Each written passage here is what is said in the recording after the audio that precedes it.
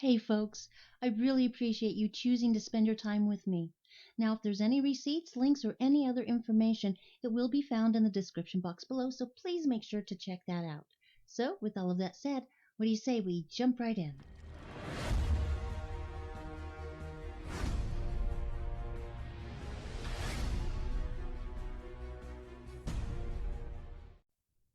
Okay, so we're back to talking about wonderful Candace Owens. In September of 2015, on her 180-degree website, that she was the CEO and founder of, she literally wrote about scoring Adderall and Xanax and actually advised others on how to score the very same. So, what we're going to do is go over both those articles. Now, folks, I know 2015 sounds like a long time ago, but literally it's only 3 years and a couple of months in change. That's it. So, let's get started. How I scored an Adderall prescription without so much as a doctor's evaluation.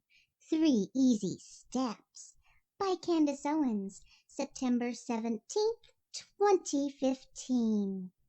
This is a how-to guide for anyone that is looking to score an amphetamine salt Adderall prescription but doesn't really have the time or acting skills required to get diagnosed with ADHD. Actually, this post is really just for us people who don't even have ADHD. Well, at least she's upfront about it. Step 1. Live in America. You can be sure, America, that this is not a compliment but a dig. This is a simple but very important step. Everyone knows that if you want a prescription without a reason, your chances will immediately optimize. The margins should increase by approximately 92% if you just live in the United States. I'd love to know where she got that statistic from. Step 2. Consider deeply why you want this prescription. As many of you know, this medication can be highly addictive. If you're going to take this sort of risk, please be responsible. Speaking of responsibility, Candace, are you going to take any responsibility for creating this how-to guide when someone gets addicted or overdoses? I doubt it, because you have yet to take any responsibility for your doxing website known as Social Autopsy, which you didn't even bother to shut down until late October, early November of 2017. I'm certainly not going to hold my breath when it comes to you having any responsibility for your actions. And at the very least, have a legitimate reason as to why you need it. For me, it was because I had 3 thesis papers to write in college that were due in the same week. Outrageous! And, wait for it, my favorite fraternity ever was throwing a party that weekend, so obviously I couldn't manage both. Just think of the mental gymnastics that one would need to do to make this a legitimate reason. I was in irrefutable need of something that would speed my performance up.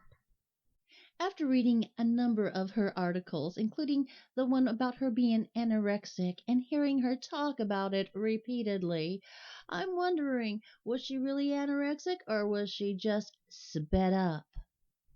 Step 3. Just ask for it, man.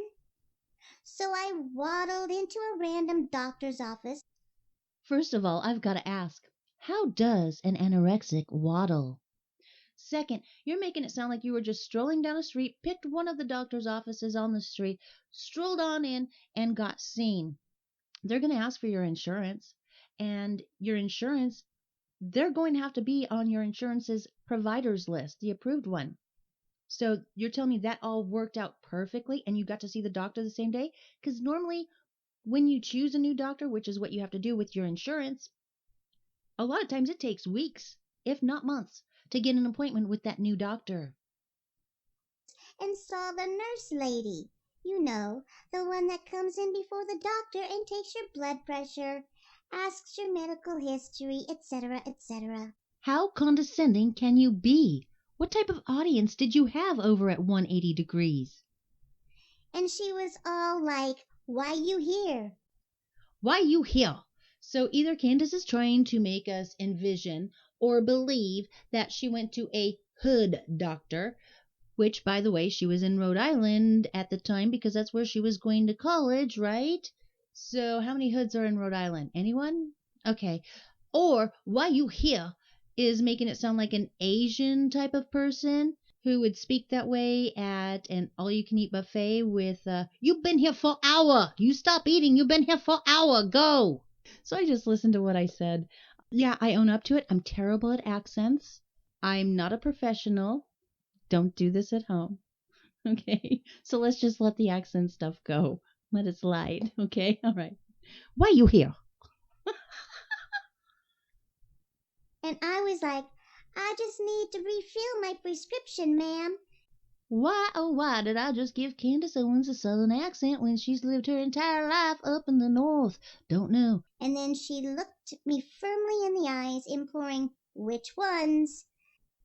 And I was quick on my feet with an, Nasonex, Advair? True, true. Brief pause, and then, Adderall. Lies.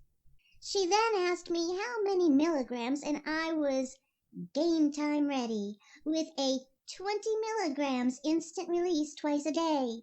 She wrote it in my file, and then when the doctor, you know, the one that comes in after the nurse, came in. Jesus Christ, we're back to being condescending because her readers obviously don't know the difference between a nurse and a doctor. Jiminy Crickets, this is someone who actually went to journalism school. She proceeded to listen to my lungs and then wrote me all of my refill prescriptions. You can't write a refill prescription unless there's already a prescription prescribed. These would have to be brand new prescriptions. So, what's up, Candace? You conning folks again?